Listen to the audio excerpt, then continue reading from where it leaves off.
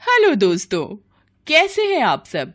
हमारी कहानियां देखने के लिए हमारे चैनल को सब्सक्राइब कीजिए और हाँ, बेल आइकॉन पर क्लिक करना मत भूलिएगा।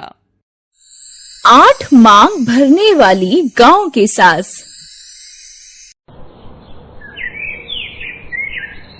लड़की को हल्दी अच्छे से लगाओ, तभी इसका रूप निखर कर आएगा ब्याह वाले दिन। नहीं नहीं, मुझे ज्यादा हल्दी मत लगाना, ये सब मुझे पसंद नहीं है। हाँ, तुम आजकल की लड़कियों को तो कुछ भी पसंद नहीं। शादी के बाद भी ऐसे बनकर रहती हो जैसे कवारी हो। ना तो गले में मंगलसूत्र, ना पाँव में बछिए, ना हाथ में कंगन। मांग तो इतनी छोटी सी भरती हो कि किसी को नजर ना आए। तो क्या अब हम भी सुमित्रा काकी की तरह बन जाए, एक सर पे भर भर के 8 मांग भरे? तभी सुमित्रा काकी तैयार होकर 8 मांग भरकर हल्दी के फंक्शन में पहुंच जाती है। हाँ, तो इसमें क्या बुराई है? और अपने पति की लंबी उम्र के लिए औरतों को कुछ भी करना पड़े तो आखिर बुराई क्या है इसमें? दरअसल सुमित्रा देवी की एक अजीब आदत थी। वो अपनी मांग में 8 बार सिंदूर भरा करती थी, जिसे देखकर गांव की औरतें भी बातें बनाती थी। उस रोज भी जब गांव की लड़की रिया की हल्दी फंक्शन में वो पहुंची तो बातें बनने लगी। अरे बहन, ये सुमित्रा तो लगता है कि पूरा का पूरा डब्बा ही मांग में उंडेल कर आ जाती है। देखो तो, हाँ, वो कहता है ना कि जितना ज्यादा सिंदूर उतने ही लंबे पति की उम्र।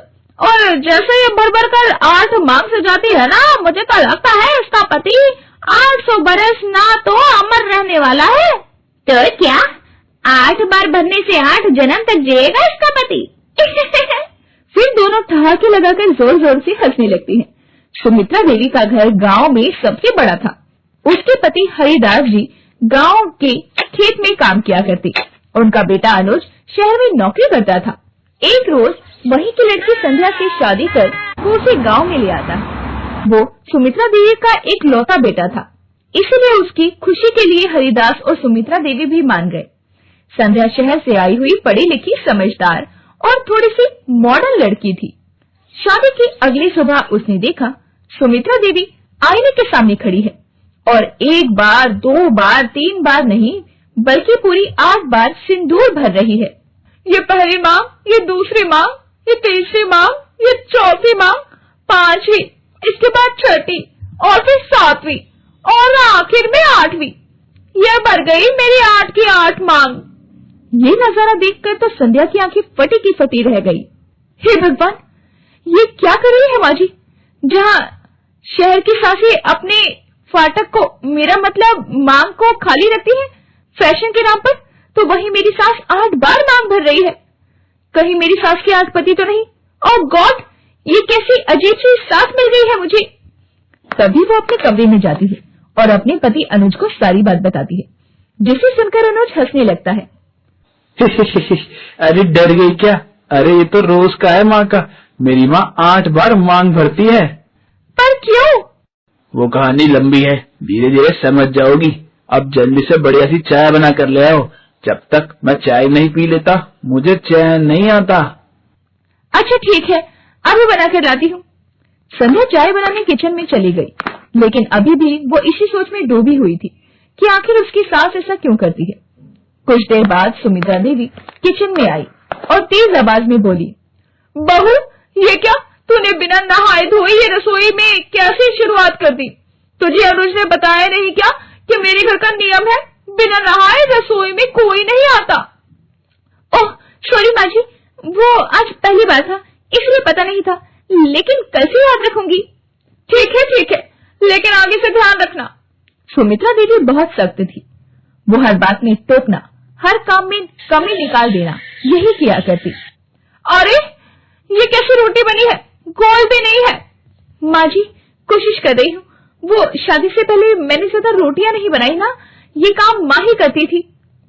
तो अब तो क्या चाहती है कि अब भी ये काम मैं करूँ? अब तुम आ गई हो तो इस घर में मुझे ये काम करने की क्या जरूरत है? अपनी सास का सख्त मिजाज देखकर वो चुप हो गई। अब सुमित्रा देवी बात बात पर उसे कुछ न कुछ रोका टोका किया करती। कुछ दिनों के बाद, बहू ये क्या, तूने इतनी सी मांग भरी है? माँ जी, शहरों में सब शादीशुदा औरतें इतनी ही मांग भरती है। ये तेरा शहर नहीं बल्कि गांव है, और यहाँ मांग ऊपर तक भरनी चाहिए, यही सुहाग की निशानी होती है। ऐसा कहकर वो वहां से चली जाती है। संध्या भी अनुज के पास जाकर उससे गुस्से में कहती है, अनुज, मुझे समझ नहीं आता ये माँ जी इतनी गुस्से वाली क्यों है, और खुद तो 8 बार सिंदूर भरती है, ऊपर से मुझे भी फोर्स कर रही है भर भर कर मांग भरने के लिए। संध्या, माँ ऐसी नहीं थी पहले। तो फिर ऐसा क्या हुआ जो वो ऐसी हो गई? तुम जानना चाहती हो तो सुनो।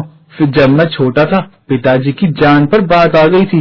एक रोज खेत में काम करते हुए, मालकिन, मालकिन जल्दी चलिए, मालकिन जल्दी चलिए। क्या हुआ बबलू, ऐसे क्यों चिल्ला रहा है जैसे कोई भूकंप आ गया? मालकिन, वो खेत में मालिक को एक सांप ने काट लिया है और वो वहीं पड़े हैं। उनका पूरा शरीर नीला पड़ चुका है। हे भगवान, उनकी रक्षा करना। चल जल्दी चल बबलू। वो जल्दी से अपने बेटे अनुज और नौकर बबलू के साथ खेतों की तरफ भागी, जहाँ उसका पति बेसुध पड़ा था। वो जल्दी से गांव के एक वैद्य को बुलाकर लाई। देखिए, इनका बचना बहुत मुश्किल है। जहर पूरे शरीर में फैल चुका है।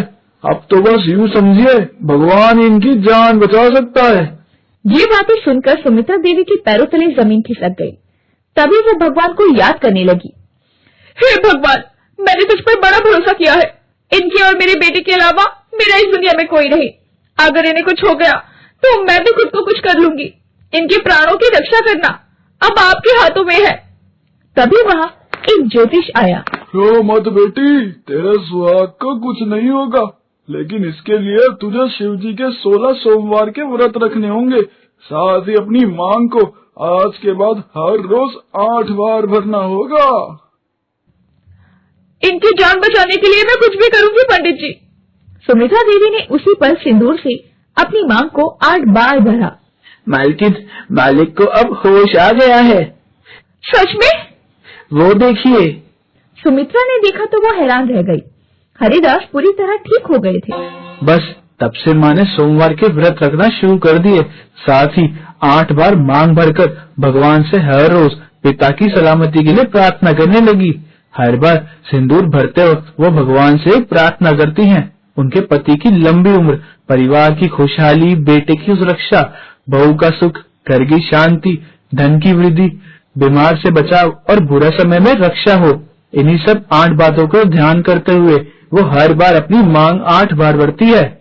ये सुनकर संध्या की आंखें नम हो गई। इसका मतलब माँ जी बहुत डरी हुई है। हाँ, बस यूं समझ लो, वो अपने परिवार और पापा को खोने से डरती है। अगली सुबह संध्या ने पहली बार ध्यान से देखा।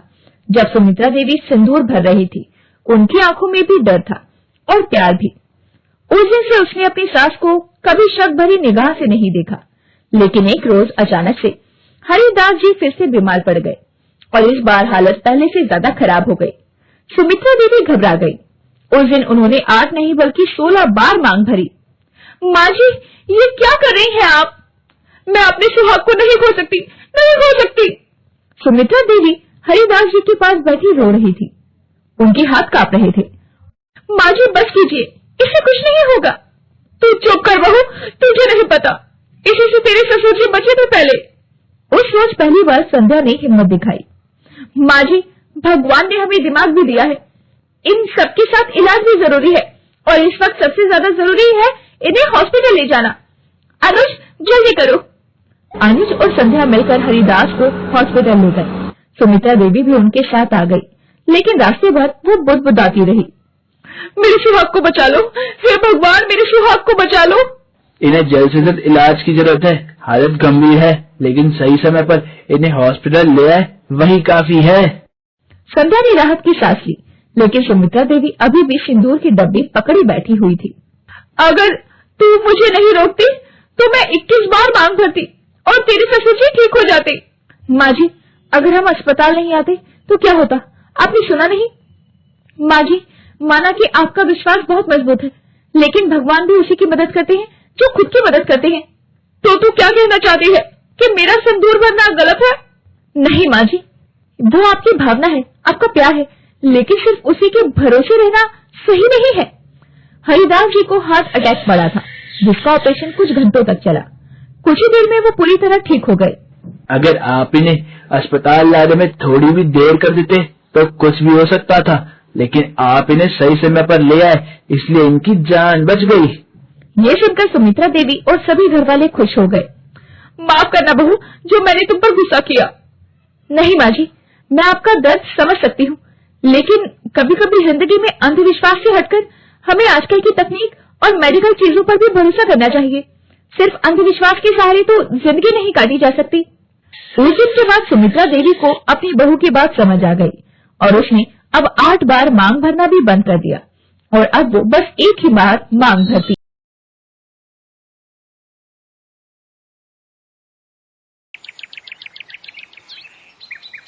सीमा और निखिल की शादी की तैयारियां शुरू हो गई थी। शादी से एक दिन पहले सुबह जब निखिल के मम्मी और बहन दोनों सीमा के घर शादी की मेहंदी और रीतों का सामान देने गए तो सीमा उस समय अपनी सहेलियों के साथ बैठी पान खा रही थी। सीमा, तुम पान खाती हो? ये बात तो हमें पता ही नहीं थी। कभी कभी खाती होगी वैसे। कभी कभी नहीं मम्मी जी, रोजाना 3 टाइम पान चाहिए मुझे। मेरी तो रोटी ही हजम नहीं होती जब तक मेरे मुंह में पान ना आ जाए। आपको इतना शौक है भाभी पान खाने का? हाँ, मुझे बहुत शौक है। लो ना, तुम भी खाओ। मम्मी जी, आप भी लो। नहीं नहीं, हम पान नहीं खाते, तुम खाओ। अच्छा, हम चलते हैं। बहन जी, आपने तो कुछ खाया ही नहीं, थोड़ी देर और बैठते। नहीं नहीं, घर पर भी मेहमान आए हुए हैं, बहुत काम है, चलते हैं, नमस्ते। सीमा की सास का गुस्सा फूटने ही वाला था, पर उन्हें पता था कि अब कुछ नहीं हो सकता, क्योंकि सीमा अब उनके घर की बहू बनने वाली है। अब वो जैसी है उन्हें वैसे ही उसे स्वीकार करना होगा। निखिल और सीमा की शादी हो गई। ये क्या, तुम पान का डब्बा साथ उठा लाई हो? उसे अलमारी में रख दो, कहीं मम्मी या पूनम न देख ले। उन्हें पता है मैं पान खाती हूँ। शादी से पहले जब वो घर आई थी तो उन्होंने मुझे पान खाते देख लिया था। तुम खाओगे? मैं अपने लिए पान बना रही हूँ। अरे इसमें तो इलायची खत्म हो गई, पूनम को बोलती हूँ। पूनम, इलायची मिलेगी क्या? कौन सी वाली भाभी, बड़ी काली इलायची या छोटी हरी इलायची? हरी इलायची, वो मुझे पान में डालनी है। पान के डिब्बे में सब कुछ रख लिया था, इलायची रखनी भूल गई थी मैं। भाभी, आप पान का पूरा डिब्बा ही उठा लाए? तो और क्या, अब यहाँ मुझे पता ही नहीं पान की दुकान कहाँ है। हमारे तो उधर घर के पास है ना, तो जब घर पर नहीं होता तो मैं वहीं से मंगवा लेती हूँ या खुद भी ले लेती हूँ। यहाँ का जब धीरे धीरे जान जाऊंगी तो घर पर कम बनाऊंगी, बाजार का ले लूंगी। सीमा बहू, हमारे घर की बहुएं पान की दुकान पर नहीं जाती हैं। अगर पान खाने का इतना ही शौक है तो यहीं घर पर बनाकर खाओ, और अभी बिल्कुल मत खाना, मेहमान आने वाले हैं। अगर तुम्हें पान खाते हुए देखेंगे तो 10 बातें बनाएंगे। जाओ, जाकर तैयार हो जाओ। सीमा और पान खाने से रह जाए, ऐसा तो कभी हो ही नहीं सकता था। धीरे धीरे मेहमान मुंह दिखाई की रस्म के लिए आने लगे। सीमा तैयार होकर सबके बीच बैठ गई। बहू, तुम क्या पान खाती हो? आपको कैसे पता आंटी जी, आप कोई ज्योतिष है क्या? नहीं बेटा, मैं ज्योतिष नहीं, डेंटिस्ट हूँ। तुम्हारे दांत देखकर पहचान गई कि तुम जरूर पान खाती होगी। अरे नहीं नहीं सुलेखा जी, अब नहीं खाती, शायद पहले खाती होगी। अभी भी खाती हूँ। डॉक्टर सुलेखा आंटी, आपने सही पहचाना, मैं बहुत पान खाती हूँ। मुझे पान खाने का बहुत शौक है। सीमा की बात सुनकर मोहल्ले की सब औरतें एक दूसरे का मुंह देखने लगी। बहू, मैं शादी से पहले बहुत पान खाती थी, पर शादी के बाद मेरे ससुराल में मुझे किसी ने पान खाने ही नहीं दिया। तुम्हारे मुंह से पान का नाम सुनकर मेरे भी मुंह में पानी आ रहा है। अगर बुरा ना मानो तो क्या एक पान मुझे भी मिल सकता है? क्यों नहीं आंटी जी, मैं अभी आपके लिए पान बनाती हूँ। बहू, मुझे भी पान बना दो, थोड़ी गुलकंद ज्यादा डाल देना। सब खा रहे हैं तो मेरा भी मन हो रहा है नई बहू के हाथ का पान खाने का। हाँ हाँ आंटी जी, मैं आपके लिए भी मीठा पान बना देती हूँ। पता है आंटी जी, मुझे तो लगा कि मैं पान खाती हूँ ये सुनकर आप सब मेरे बारे में बातें करोगे, वरना मैं तो आप सबको पहले ही पान खिला देती। अरे नहीं नहीं बहू, ऐसी बात नहीं है, अब कभी कभी तो बनता ही है। हाँ, कभी कभी खाना, वरना मेरे क्लिनिक पर आकर दांतों की सफाई करवाती रहोगी। डॉक्टर सुलेखा जी, मुझे तो चिंता हो रही है। बहू बहुत पान खाती है, कहीं से कोई नुकसान ना हो। देखिए ललिता जी, हम दूसरों को तो कुछ नहीं कह सकते, पर अपने घर के लोगों को तो समझा ही सकते हैं। आपकी बहू को तो मैं बाद में समझाऊंगी, उसने तो सारी पड़ोस की औरतों को भी अपने रंग में रंग लिया है।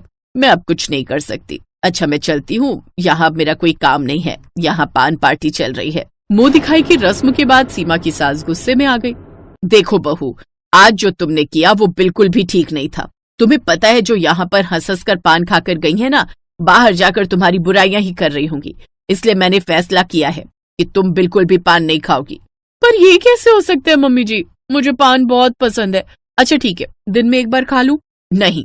हफ्ते में 3 दिन? नहीं। हफ्ते में 1 दिन? बिल्कुल नहीं। मैंने मना कर दिया ना।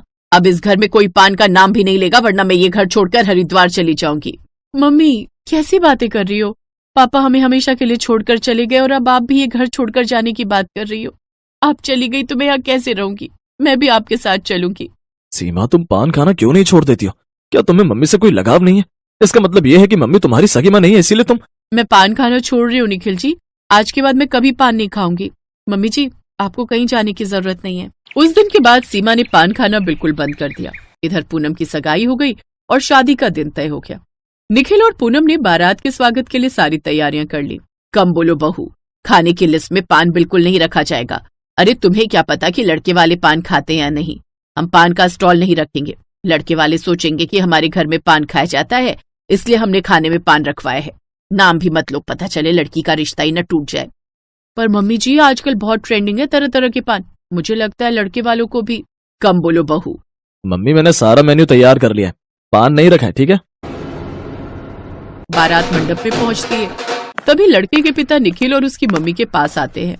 निखिल बेटा, सब मेहमान पान का स्टॉल पूछ रहे हैं, कहाँ लगवाया है? हमारे दोस्ती रिश्तेदारी में तो पान बहुत जरूरी है।